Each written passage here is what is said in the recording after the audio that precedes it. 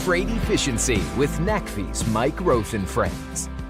In episode 20, I speak with Rick Mihelic, president of Mihelic Vehicle Consulting and NACFE's director of emerging technologies. Here he shares his thoughts on the value of networking, the rapid pace of technology change, the importance of research and understanding biases, explains the technology diffusion S-curve, offers quick thoughts on a host of emerging technologies, and gives advice on being successful with new technology. Today we have joining us Rick Mihelic. He's of Mihelic Vehicle Consulting and been with NACFE for a number of years. He's our Director of Emerging Technology Studies. Hello, Rick. Thanks for joining us today. Thanks a lot, Mike, for asking me here. You know, Dave Schaller takes credit for bringing you into the NACFE team, and I don't always like to give Dave the most credit, but can you confirm that is how we were introduced, or was it somewhere else? Sure, Mike. Dave got my name from someone we both knew at my old company. I can't really say enough about the value of professional networking to surprise you with some new opportunities. Some of the most interesting jobs I've had in my career have come up just because somebody mentioned my name to somebody else.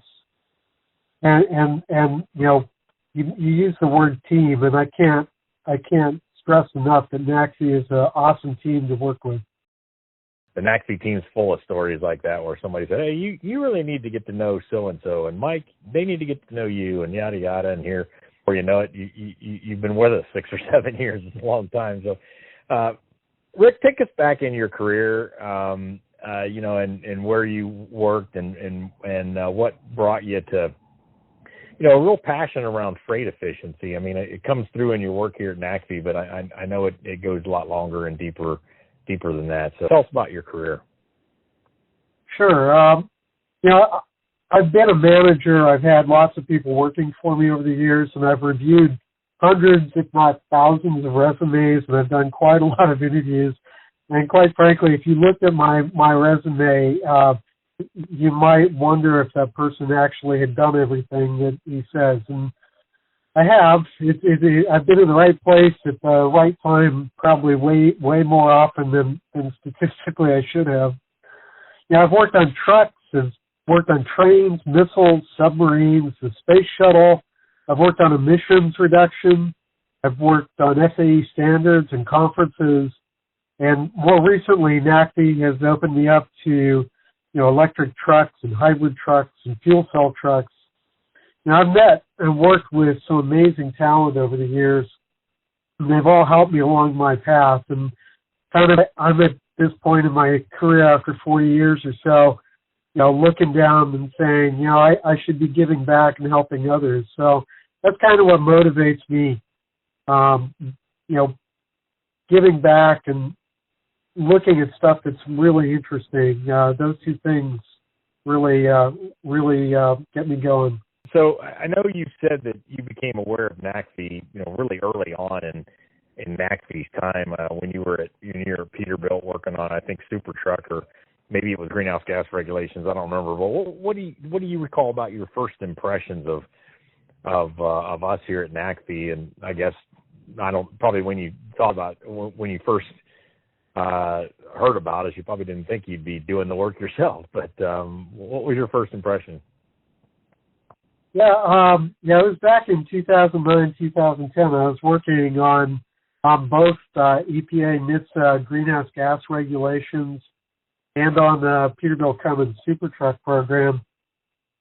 Yeah, I was constantly hunting for valid, real-world information on trucks and the trucking industry. You know, and things like the NACFE annual fleet fuel study, it's a priceless resource. I gave a presentation on aerodynamics in Chicago for a CFE conference, and I mentioned platooning. I think it was in 2011. And a few years later, you published a detailed report on an actual platooning test with a fleet. I think that was 2013. NACFE's focus on unbiased information really sold me. I'm an engineer, and I've seen a lot of hype in my career. finding reliable real-world information sources is really refreshing. Yeah, I remember that 2013 test. That was the first, that was with Peloton at CR England across the Utah Salt Flats.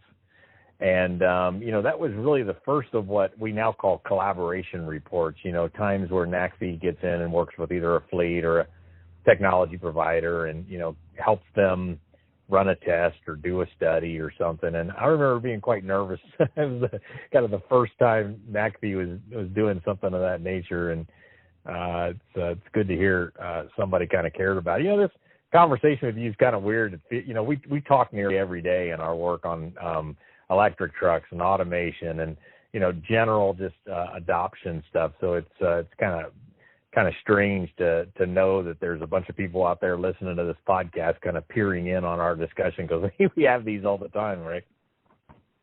Yeah, it's easy to get into the weeds with you on things. Yeah, so it's a lot of fun. And so kind of fast forward your career to now, where you're kind of what I call our lead researcher on emerging technologies. And wow, trucking's got a lot. I mean, there's a lot going on.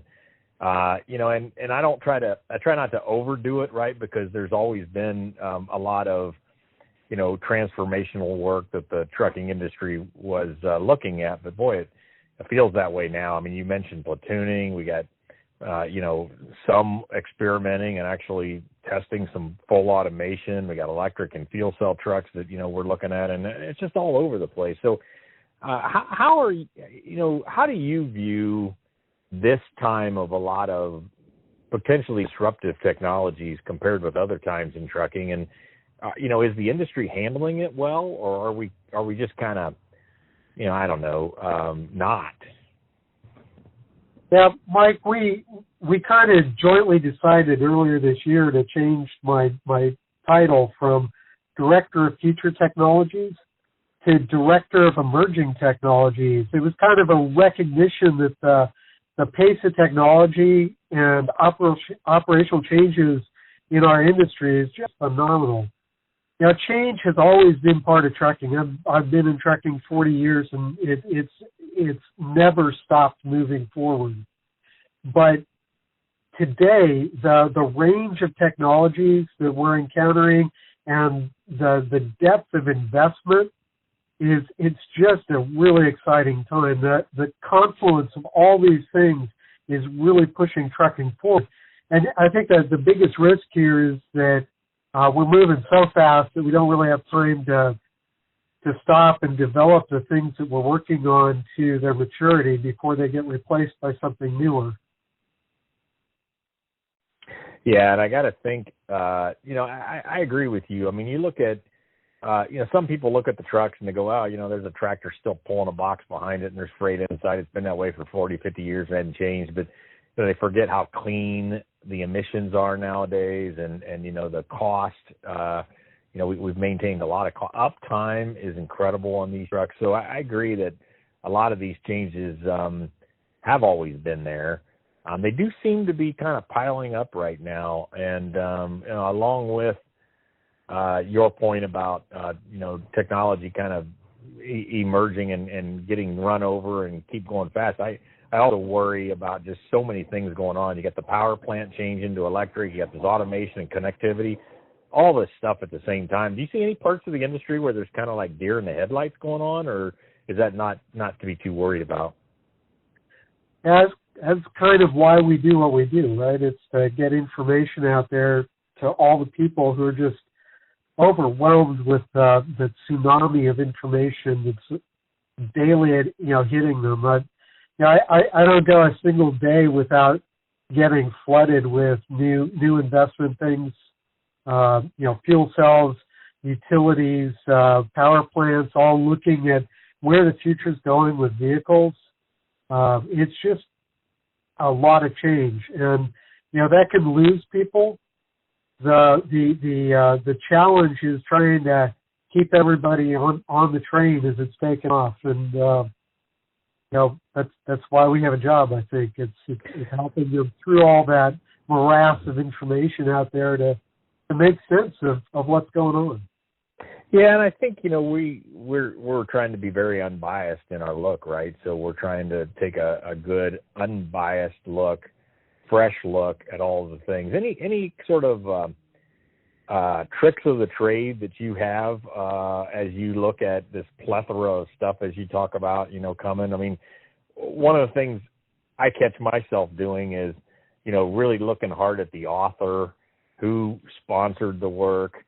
I joke all the time that, it's not surprising that maybe peanut butter is the lunch of choice in schools, but if the study was sponsored by, Jif or one of the peanut butter companies, right?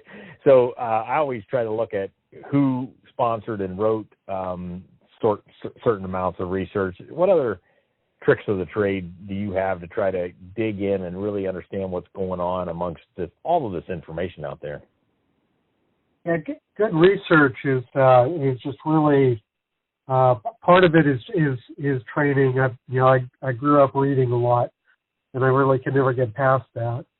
But fundamentally, if I had to advise anybody on what to do, you need to read, you need to attend, you need to participate, you need to do, and not just take people's face value comments or listen to the hype and make decisions off of it. Actually get into the details and understand it. Finding information for me, genetically I seem to be pretty well tuned to finding things on the internet, and I call it informational karma. Don't be afraid to look down the rabbit holes for something. Don't be afraid to follow a path that's seemingly disconnected from everything, because you may find out that there's actually a lot of useful information in a parallel industry that directly applies to what you're looking at today. You got to understand and recognize bias. Other people's bias, and especially your own. You got to face it straight on and do the factual research, and present all sides of an argument before you reach a conclusion. That's really good advice. I mean, I got to believe if you're searching for what, it's sort of like the old saying about listening, right? If you're listening to tell a story, or if you're listening to confirm what you already know about something, or are you really listening to understand? And part of that's kind of what you're talking about as you're doing the research. Push your own bias or your own thoughts about something aside. And we've probably had a number of those that maybe we shouldn't share with the audience, but a number of those going in where I know you and I and the NACFE team's been open-minded about something and really found something that kind of surprised us in a different way. So that's really, really sage and good advice. One of the things that NACFE has really sort of became our, one of our clear expertise is around this technology diffusion idea, or what's sometimes called the adoption S-curves. And there's different, with new technologies and how change occurs. So let's take a few minutes of our time together and talk about that. I mean, share with the audience what that is, if you don't mind, Rick, and then let's you and I just chat about how that affects how quickly something's adopted.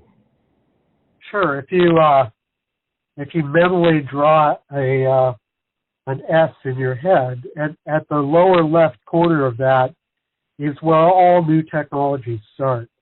And they're immature, they're imperfect, they struggle very long sometimes getting adopted by industry. But once they start getting a toehold in the industry, change happens very, very fastly, and you start going up the curve. And you can get those, I think about fuel economy, you can get those multi-percentage point improvements very quickly because the technology evolves very quickly at that point. A little bit of money and a little bit of time can take you a long way. When you get to the other end of the curve, the upper end, it kind of plateaus. And, you look at some of the things like diesel engines today. They've got 100 years of maturity behind them. And when you want to talk about getting an improvement in an engine that's got 100 years of research in it, it takes a lot of money and a lot of time to make a fraction of a percent gain on anything. and it just gets really, really hard to make improvements at that upper end. Yeah, so, that's the curve. Yeah, and so, what we end up seeing with adopters is, and this is out of a lot of research that you and I and others have read and understood, but, it starts in that very early stage with what they call innovators, people who just are really excited about the new technology and don't care how good it is or immature it is, maybe not even how reliable or how cheap it is. It's really expensive. And then, you move into the early adopters, which, they, and we see that a lot right now with electric trucks. So the Frito-Lays, the NFIs, UPS, maybe Anheuser-Busch, the people who are early adopters of technologies, they know that they're not perfected yet, and they're probably not a good investment for them, but they see them as successful down the road, and they want to understand them early and really get into them. And then there's two groups that are early majority and later majority, and they're the ones that you just mentioned, right? That come really fast to the market when they into the purchasing or use of a new thing. When, it sort of has that ripple effect. And, that's when sort of like word of mouth gets out, like there's this new restaurant in town. And so somebody tells somebody else, or in our business, fleets are sharing success of a certain technology and it moves. And then the final is laggards. And, they're just always going to come like kicking and screaming to the new thing sometimes. So it's been really interesting for us to study. We at NACFE probably studied 100 technologies, from tires to aero to all sort of things, with a keen eye on how this adoption curve is working for or sometimes against the technology. Yeah, I think at that starting point, one of the things that you really need to stress is that without real world use and without fleet feedback, these technologies never take off. So, the work that NACFE does in trending how technologies get adopted, a key part of that is that the fleets are providing feedback to the manufacturers on what's working, what's not working, where they can be improved, where they're over-designed. All of those things allow the technology to take off. Yeah, and I guess that, in thinking through that, it doesn't, the new thing, I'll call it, or the new product or technology, doesn't have to be perfect at the beginning. It needs to be good enough that some end users and these fleets use it and then start to give that feedback. But it doesn't also need to solve every problem, right? It needs to get going, and in that real world use, the benefits start to become obvious, and the issues start to become obvious as well. And so how you redesign and mitigate the problems and exploit the benefits is when a product has success. Don't you agree? Yeah, if you think about the early adopters, they're getting in to get their feet wet in the technology, but at the same time, they recognize that that's the moment of opportunity that has the greatest impact on the path of the technology.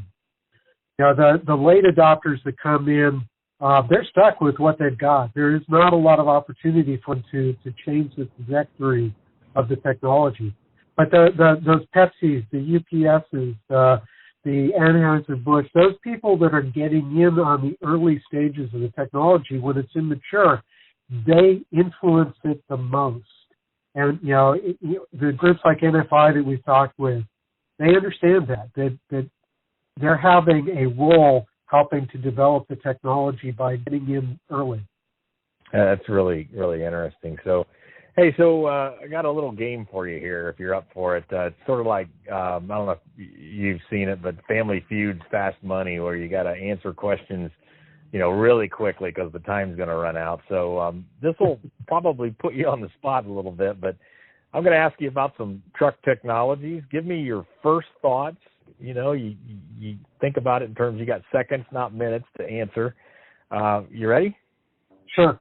All right. So just quick thoughts on each one of these, maybe whatever you want to say. So over-the-air connectivity of trucks and for trucking.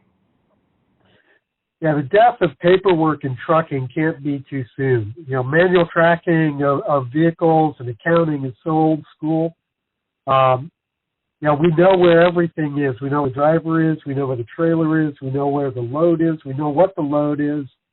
We know all of that because we have all this connectivity. We can do over-the-air updates to the truck while it's on the road, and we know when something's about to fail and can fix it before it happens. That's all cool. of that is connectivity. Yep. All right, good. I'm going to give you a beep when we're running out. We're out of time. So how about hybrids?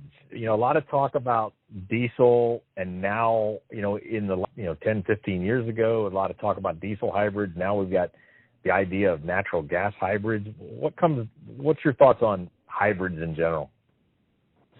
We talked, Mike, about the messy middle. There are many different ways to power a truck. And, COVID has shown the world this year that fleets can't wait for a perfect solution. They have to deliver products today with today's trucks. The whole point is that change is a ramp. It's not a step. And fleets understand that. And natural gas and hybrids are all part of that messy middle, near-term, midterm solution. Yep. Okay. One area you've done a ton of work in, that's electric trucks. So what's your 15, 20 words on electric trucks? Electric trucks are becoming the baseline for comparison, especially in zero-emission vehicle zones. It's not the solution for every duty cycle, but as it matures and the technology improves, it's going to be more and more able to take on other roles. And I think it's where the future is. Excellent. Yep, kind of the new baseline to the engine, and then other things we'll have to compare against it. Which brings me to hydrogen fuel cell electric trucks. A lot of talk right now on those.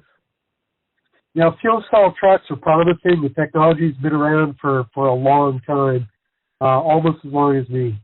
And, it's just, as my son's first robotics group likes to say, it's cooperation between battery electric and hybrid electric, right? It's jointly cooperating while competing.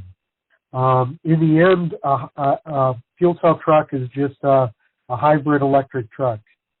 And I think both of them have a point in the future because they do different things differently and have different duty cycles. Okay, two more real quick here. Fully automated self-driving trucks. Full automation is a goal to increase the daily tonnage per truck. A fully autonomous truck can drive 3 shifts and never get tired, supposedly, right? But there's an impact to human drivers and to the industry, and we really need to think that over.